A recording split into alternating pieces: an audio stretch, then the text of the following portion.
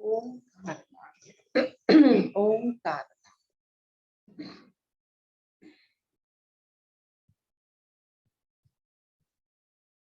ओ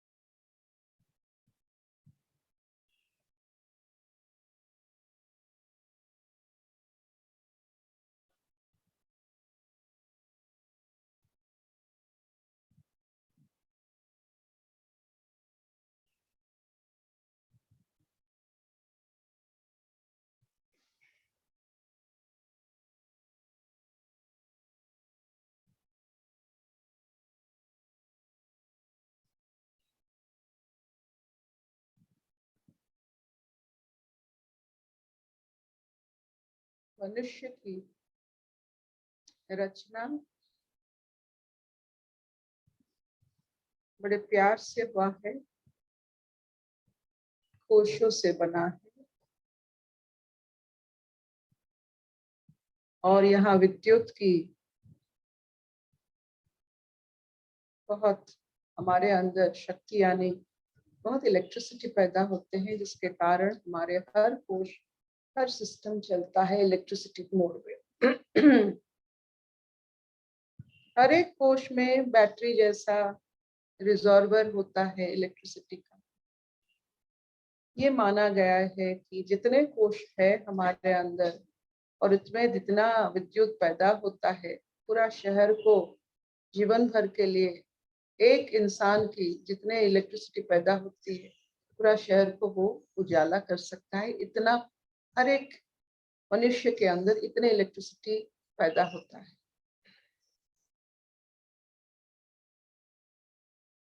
ये जो ओंकार नाद है,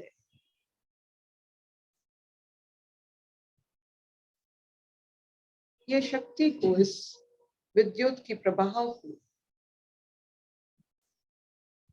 एक लक्ष्य में परिणत करके जागृत करता है, एक विश्व आत्मा की अनुभूति।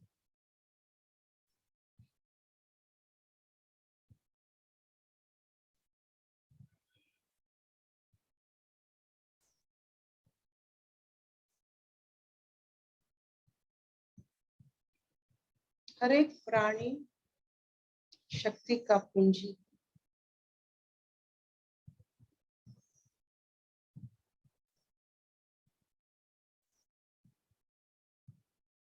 वो इस पूंजी को लेकर अपने आप को कैद कर सकता है, इस पूंजी को लेकर अपने आप को मुक्त करके दूसरों को भी आलोकित कर सकता है।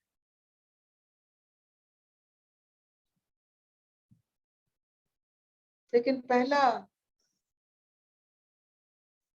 ज्ञान है कि हर प्राणी शक्ति की एक, जो कहते हैं, कमाल की शक्ति सृष्टि करने वाला ये प्राणी होता है। अपने अंदर में शक्ति वो पैदा कर सकता है। प्राण का यही रूप है, शक्ति स्वरूप।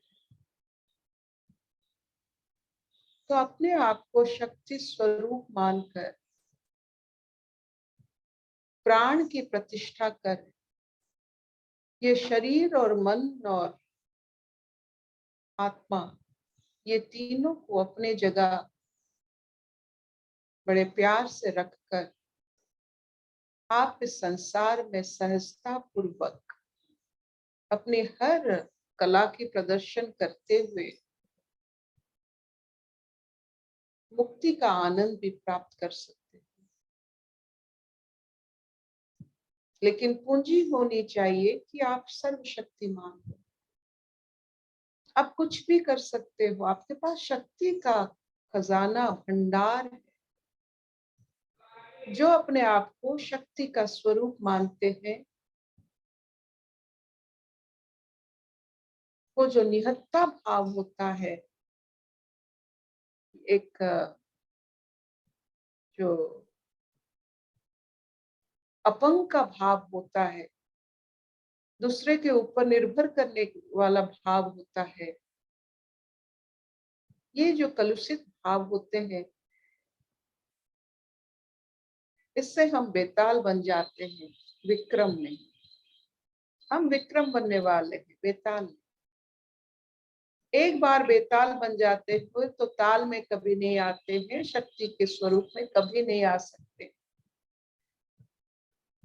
तो अपने आप को शक्ति का स्वरूप मानकर स्वागता जी के और एक कथा सुनते हैं। हरिओम अर्पिता। सभी योगियों को मेरा हरिओम। आज पढ़ेंगे द्वितीय वल्ली 11 नंबर श्लोक, नचिकेता के त्याग की प्रशंसा। कामस्यां तीं जगतः प्रतिष्ठां क्रतोरनन्त्यं भयस्य पारम् स्तोममृदुरुगायं प्रतिष्ठाम् दृष्ट्वा धृत्या धीरो नचिकेतोऽत्यस्राक्षिः। हे नचिकेत, तूने बुद्धिमान होकर भोगों की समाप्ति, अवधि, जगत की प्रतिष्ठा, यज्ञ फल के अनन्तत्व, अभय की मर्यादा, स्तुत्य और महति, अनिमादि, ऐश्वर्य युक्त, विस्तीर्ण गति तथा प्रतिष्ठा को देखकर भी उसे धैर्य पूर्वक त्याग दिया है। किंतु हे नचिकेत, तुमने तो धीर धृतिमान होकर कामनाओं की प्राप्ति समाप्ति को, क्योंकि इस हिरण्यगर्भ पद में ही संपूर्ण कामनाएं समाप्त होती हैं तथा सर्वात्मक होने के कारण अध्यात्म अधिभूत एवं अधिदैव रूप जगत की प्रतिष्ठा यानी आश्रय को यज्ञ के अनन्त्य आनन्त्य अर्थात अनंत फल हिरण्यगर्भ पद को, अभय के पार अर्थात परानिष्ठा को और स्तोम स्तुत्य तथा महत अनिमादि ऐश्वर्य आदि अनेक गुणों के संघात से युक्त इस प्रकार जो स्तोम है और महत भी है, ऐसे सर्वोत्कृष्ट होने के कारण स्तोमम हत उरुगाय विस्तीर्ण गति को तथा प्रतिष्ठा अपनी सर्वोत्तम स्थिति को देखकर भी उसे धैर्य पूर्वक त्याग दिया, अर्थात एकमात्र परवस्तु की ही इच्छा करते हुए इस संपूर्ण सांसारिक भोग समूह का परित्याग कर दिया। अहो, तुम बड़े ही उत्कृष्ट गुण संपन्न हो।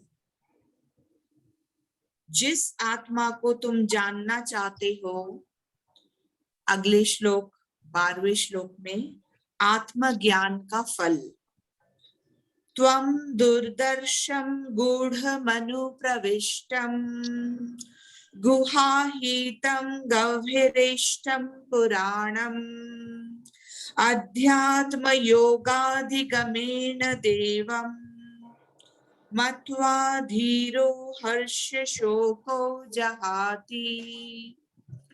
उस कठिनता से दिख पड़ने वाले गूढ़ स्थान में अनुप्रविष्ट, बुद्धि में स्थित, गहन स्थान में रहने वाले पुरातन देव को आध्यात्म योग की प्राप्ति द्वारा जानकर धीर बुद्धिमान पुरुष हर्ष शोक को त्याग देता है। अति सूक्ष्म होने के कारण दूरदर्श, जिसका कठिनता से दर्शन हो सके, उसे दूरदर्श कहते हैं। गूढ़ अर्थात गहन स्थान में अनुप्रविष्ट, यानी शब्दादि प्राकृत विषय विकार रूप विज्ञान से छिपे हुए। गुहा बुद्धि में उपलब्ध होने के कारण उसी में स्थित तथा गह्वरेष्ठ, गह्वर यानी विषम यानी अनेक अनर्थों से संकुलित स्थान में रहने वाला देव को जानकर धीर पुरुष हर्ष शोक को त्याग देता है, क्योंकि आत्मा इस प्रकार गूढ़ स्थान में अनुप्रविष्ट और बुद्धि में स्थित है, इसलिए वह गह्वरेष्ठ है तथा गह्वरेष्ठ होने के कारण ही दूरदर्श है। उस पुराण यानी पुरातन देव को अध्यात्म योग की चित्त को विषयों से हटाकर आत्मा में लगा देना अध्यात्म योग है। उसकी प्राप्ति द्वारा जानकर धीर पुरुष अपने उत्कर्ष अपकर्ष का अभाव हो जाने के कारण हर्ष शोक का परित्याग कर देता है। हरिओम। पहला जो श्लोक था 11th 11वां, फिर 12वां श्लोक। पहला यमराज की बहुत उच्च प्रशंसा, किस बलबूते पर? त्याग की बलबूते पर। होता है क्या ये त्याग? ये त्याग ऐसा कौन सा भारी शब्द है जो सिर्फ नचिकेता जैसे सोचने वाले कर सकते हैं? तो उनमें क्या होता है कि वो त्याग कर लेते हैं? उनमें एक चीज ज्यादा होते हैं आम लोगों से, वो है समझ। किस चीज का समझ? कि कौन चिरस्थायी है, कौन अस्थायी है। चिरस्थायी और अस्थायी के समझ में अगर आपको अच्छी तरह से आपको अनुभव होता है तो आपको त्याग करने में ज्यादा समय नहीं लगता है। अस्थायी चीज को चिरस्थायी मानना और चिरस्थायी चीज को नजरअंदाज करना, ये हमारे संस्कार है। तो जिस त्याग की बलपूर्वक वो यमराज की हर प्रलोभन से अपने आप को महफूज रख सके, इतना छोटे से आयु में, यही सबसे बड़ा आशीर्वाददायक और हर्षदायक यमराज के लिए है। और इसी के कारण, एक त्याग के कारण, ये सब आप देखो, ये सब मिल रहा है नचिकेता को त्याग के कारण, भोग के कारण नहीं, त्याग के कारण। अभी वो आत्म अनुभूति, आत्मसंधान और आत्मा की जो सत्य की विवरणी है वो नचिकेता सुनेंगे। और उनके साथ देखिए हम भी सुन रहे हैं। नचिकेता जो सुन रहा है वही हम भी सुन रहे हैं। नचिकेता नचिकेता है, लेकिन हम जहां का तहां रह जाते हैं। ये माया का इतना बड़ा हमारे ऊपर आशीर्वाद रहता है कि नचिकेता जैसा कथा सुनकर भी हम में त्याग की और आत्म अनुभव की ज्यादातर समय जो ये अनुभूति रहनी चाहिए वो नहीं रहता है। माया का इतना हमारे ऊपर दबाव है कि सारा संसार में जब हम चलते हैं जाते हैं तो सब भूल जाते हैं अपने आत्मा अनुभूति को। इसीलिए इसे कलिकाल कहा जाता है, जब अपने स्वरूप को सब लोग मान्यता नहीं देते हैं, उसके बारे में बातचीत नहीं करते हैं। इसका मतलब है घोर माया, घोर कली। कली का मतलब क्या होता है कि अपने आप को सबसे अलग मानना, ताकि द्वंद्व रहे। हम ईश्वर का अपने, अगर आप देखो ये छोटी सी उंगली, ये शरीर का अंश है, वो मानता है इसलिए शांत है। अगर ये अलग मानता है, ये शांत नहीं रह सकता है। तो ये विराट पुरुष का जब हम अपने आप को अंश मानते हैं तो हम शांत रहते हैं। जब अपने आप को इस अंश का नहीं मानते हैं तो हमारे अंदर द्वंद्व पैदा होता है, अहंकार पैदा होता है। इसीलिए ये कलियुग है। अब माया इसी का नाम है जो हमें अपने शुद्ध स्वरूप से अलग तो नहीं करता है, धुंधला कर देता है। माया इसी का नाम। तो ये जो आत्म अनुभूति, ये जो शब्द जो यमराज नचिकेता को बोल रहे हैं, ये गुह्य है।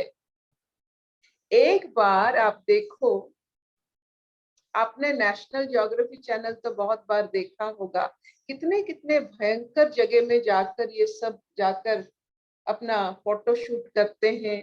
कभी कभी मगरमच्छ के साथ, सांप के साथ, ऐसे ऐसे कि हम सोच भी नहीं सकते हैं क्या है इनमें जो या इस जगह पर वो जा सकते हैं। वो त्यागी तो है, और ये त्याग की वजह से वो जो सब लेकर आते हैं, उन्हीं से आप बात कीजिए, आप देखोगे ये सब कितने आत्म अनुभवी होते हैं, क्योंकि उनमें उस जगह को जाने की जो साहस होनी चाहिए, वो त्याग के कारण इतना मजबूत हो गया कि वो मृत्यु से भी नहीं डरते। आज यही नेशनल ज्योग्राफी चैनल नचिकेता का चल रहा है, मृत्यु से भी नहीं डरता इस त्याग के कारण। और उनको क्या मिलने वाला है, वो गुह्य ज्ञान जो होकर भी सबके आंखों में नहीं पड़ता है। ये गुह्यता उन लोगों के लिए जो त्याग नहीं कर सकते, भोग करते हैं, वो गुह्य ज्ञान है।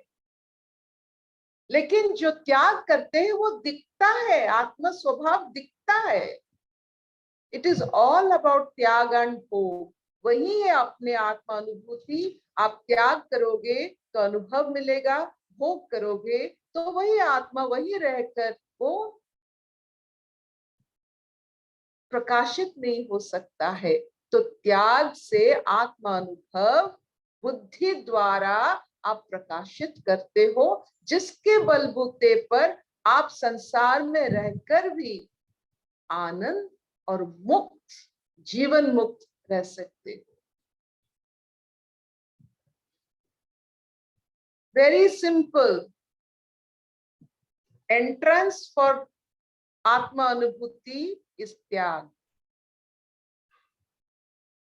फेलियर टू अंडरस्टैंड आत्मा अनुभूति इज भोग। भोग से क्या होता है? आज भोग का, अगर त्याग का रहस्य आत्मा अनुभूति है, भोग का रहस्य क्या है? भोग का रहस्य मानसिक अवसाद है, शारीरिक दुर्बलता है, और मृत्यु से पहले मृत्यु है। हम कितने बार मृत्यु से पहले मरते हैं? वो भोग के कारण।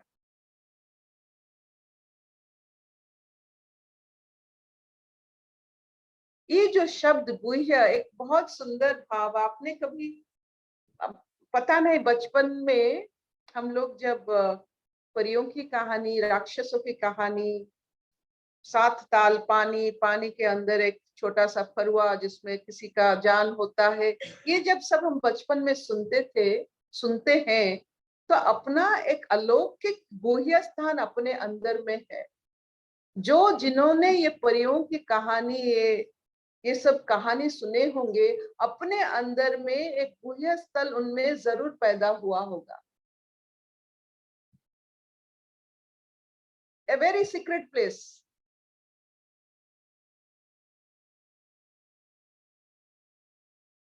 तो जब ऐसे स्थल में आपका रुचि रहता है, अनजाने स्थल में जहां कोई नहीं जा सकता है, सिर्फ आप जा सकते हो, ये जो रुचि, ये जो कहानी, ये आत्मा अनुभवी कहानी तो है कि ऐसे भी स्थल है जहां कोई नहीं जा सकता है, सिर्फ आप जा सकते हो, आप में अगर साहस है। त्याग कौन कर सकता है? एक साहस वाला व्यक्ति, एक दम्भ वाला व्यक्ति, ये सब त्याग कर सकते हैं। भोग कौन करता है? दुर्बल व्यक्ति कुछ नहीं कर सकता है, भोग करता है। जो कुछ नहीं कर सकता है, दुर्बल है, मानसिक स्तर पर बहुत लचीला है, वही सिर्फ भोग करता है। और कुछ नहीं कर सकते, चलो खाते हैं पीते हैं, वही भोग करते हैं, टीवी देखते हैं, ये कौन करता है? दुर्बल इंसान करता है। लेकिन जो सबल है वो क्या करता है? भोग के लिए जरा सी उसमें आसक्ति नहीं रहता है। क्या भोग करेंगे? जीवन इतना कम समय के लिए, क्या भोग करेंगे? वो गुह्य स्थल तक पहुंचने की कोशिश करता है। कौन सा ऐसी जगह है इंसान में जहां पहुंचने के बाद और कहीं पहुंचने की इच्छा नहीं रहेगी, वहां तक पहुंचने की इच्छा रखते हैं। It's a total national geography channel.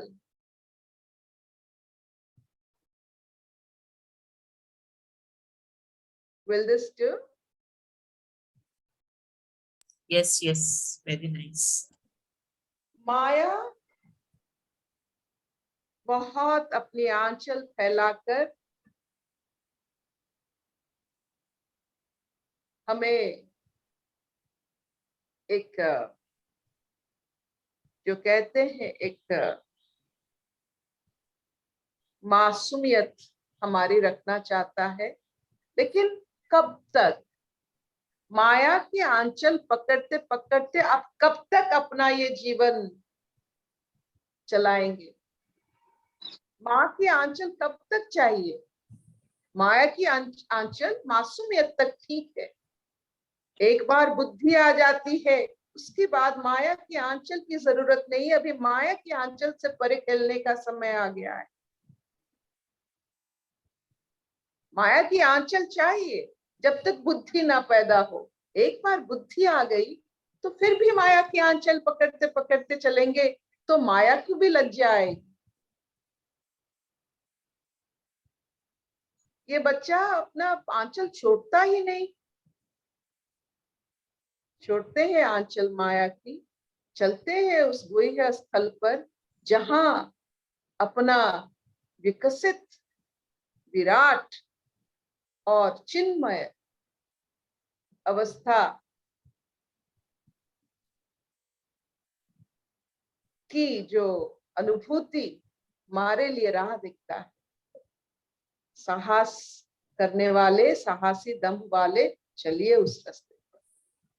दुर्बल मत हो जाइए, अपने शरीर और मन की कहानी मत सुनिए।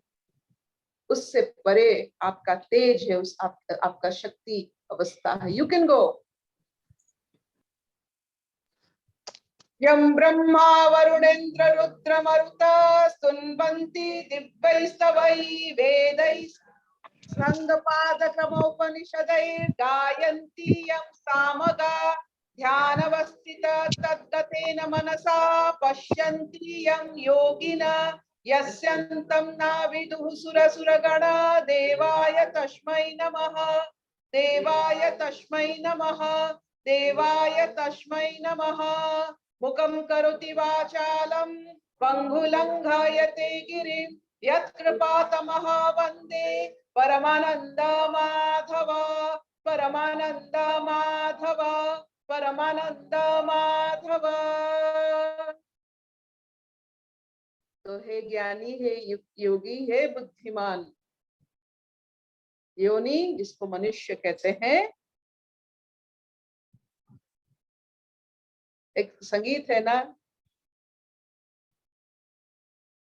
चल चले अपने घर ए मेरे हम सफर। नहीं, वो क्या था, चल चले उस पार, झील के उस पार, चलो दिलदार चलो चांद के पार चलो। ना ना ना, झील के उस पार में एक बहुत सुंदर सा हम उसका शब्द भूल जाते हैं। चले पवन ऐसे झील के दीदी, चल चले पवन ऐसे झील के उस पार। झील के उस पार का वो संगीत सुनना, एक बहुत सुंदर सा शब्द है। क्या पता कहीं हाँ मिल मनुष्य जाए। प्रेस में ईश्वर देख ले, तो ये झील के उस पार जाना है। Any questions? प्रश्न कुछ है तो पूछ लीजिए, नहीं तो नेशनल ज्योग्राफी चैनल आज के लिए इतना है।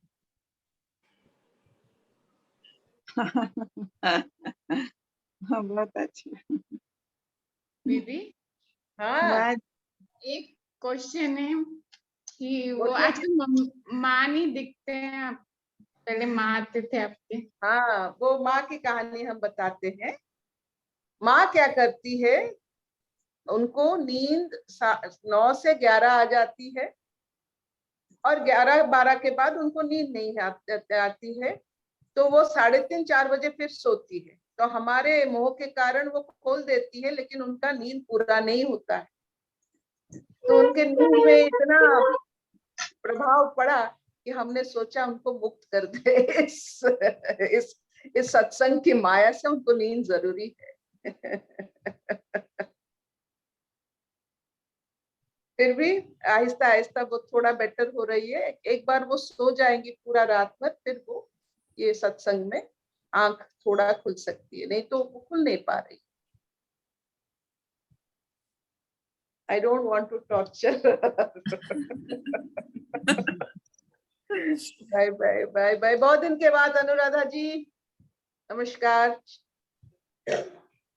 All good? हरिओम दीदी। Shelly, you look very very bright. सामने से सूरज आ रहा है, you look very bright. God bless you all.